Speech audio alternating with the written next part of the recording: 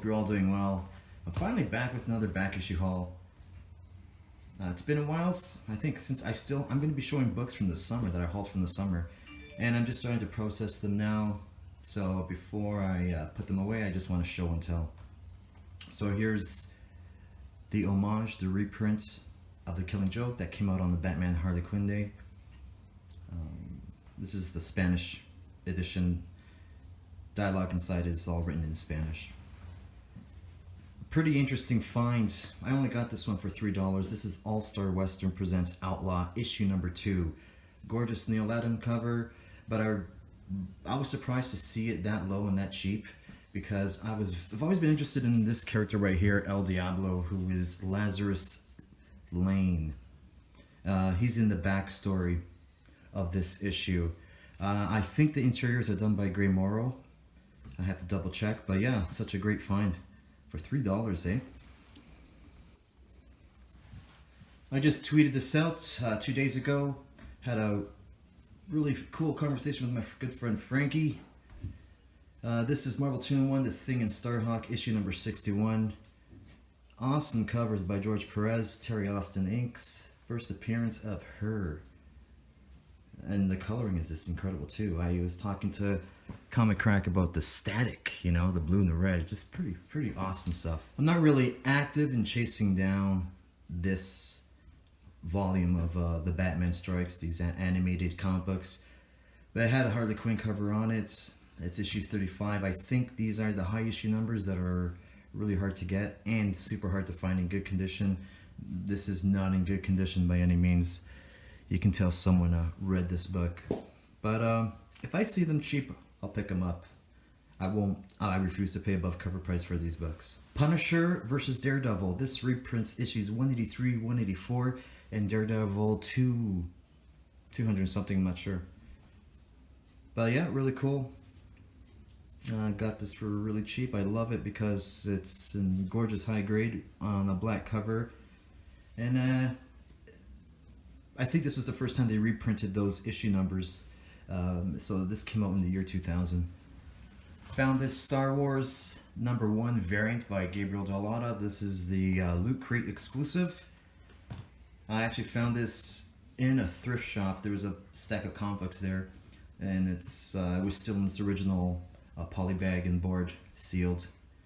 So yeah, I'll buy it for a few bucks. Actually, more comic books came in that package. One of my favorite Batman miniseries stories, The Widening Gyre by Kevin Smith and Walt Flanagan. This is the Sinkowitz cover, issue number 4. I'm not sure if this run is underrated, or I remember when it was coming out, people were talking a lot of shit about it, how ridiculous it was. But I never minded it at all. I love Cacophony. That was awesome. Or Cacophony, whatever, however you say it. But that's an incredible Sinkowitz cover. Just a really incredible interpretation of the Joker. This in his underwears, high heels, and those garters for socks. That's incredible. Just love this. This is just no big deal. Just Captain America issue number 1 from 1998. The reason why, the Sunburst variant. The only reason why I got this because in 1998, that's when I first started a pull list at a shop, and I remember when Marvel was rebooting and bringing all these Sunburst covers out. I was only pulling Amazing Spider-Man at the time, so I got that Sunburst cover off the rack, and I just remember this one there, so I just picked it up because it was cheap, and just, you know, a blast from the past, I guess. Marvel Superheroes Winter Special X-Men. First appearance of Squirrel Girl from 1991. I got this in October. I went to a pumpkin fest with my kids in a town. Custom Brumstar knows the town I'm talking about. And I walked into an antique shop there for 3 minutes. My wife goes, "Oh, since you're here, do you want to check it out?" I'm like, "All right." I walked in, no word of a lie. 2 minutes, turned right, saw a little stack of comic books, and the place was packed because it was a huge tourist attraction at the time.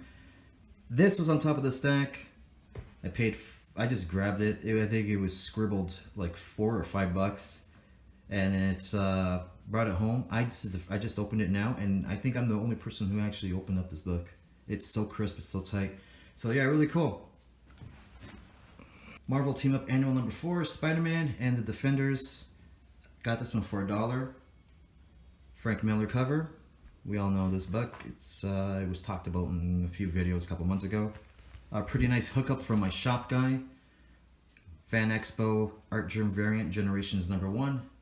We have X-23 and Logan Wolverine. First appearance of the Headless Horseman in Marvel's Supernatural Thrillers. George Tuska, I think he does the interiors, and I also think he does the art for this issue. I love these little stories, these supernatural thrillers. This title started with the first issue titled It, and then also has the first appearance of the Living Mummy, which is issue 5. I already have that, and this is issue 7 of the Living Mummy. Just some really amazing Bronze Age horror stuff. Love this stuff. Nothing really spectacular here, just nice dollar upgrades of my Batman 10 Nights of the Beast. The first appearance of KGB is $4.17. I have that. But I found $4.18, $4.19, and $4.20.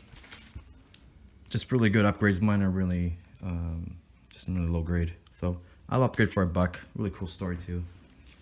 I love buying reader copies of old Gold Key issues, especially Solar. Dr. Solar Man of the Atom. This is issue 9. And this is issue 10. Just absolutely amazing covers. Got these for 50 cents. Vintage Dell. This is KONA, Monarch of Monster Isle. I think this is issue 7. I'm not sure. But anyways, I love Sam Glatzman. I think he just passed away last year in his early 90s. I'm not sure.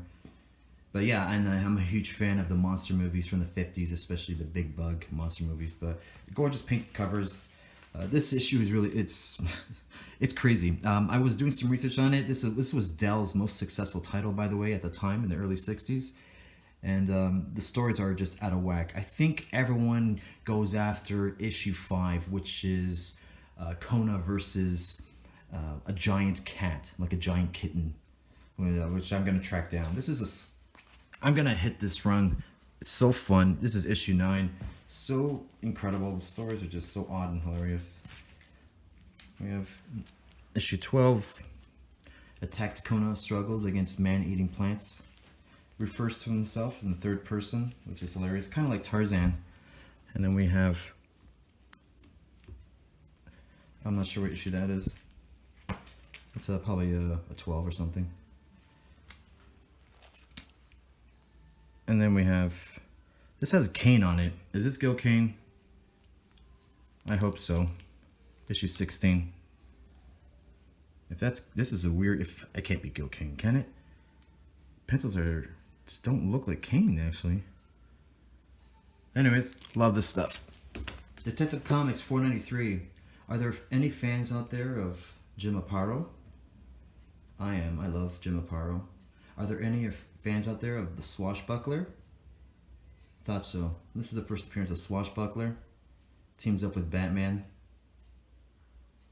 He's, I don't know too much about Swashbuckler. Well, he's like kind of like a, he solves riddles and stuff like that. And this is just an Electro run. I'm not sure what volume it is, but I got it for the Sinkovich covers. And I think I'm going to hit it. It's only up to issues 35 or 36.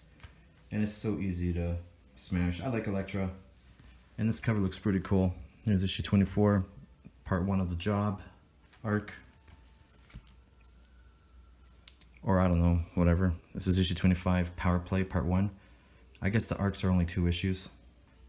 And the gorgeous Migliari cover, 26.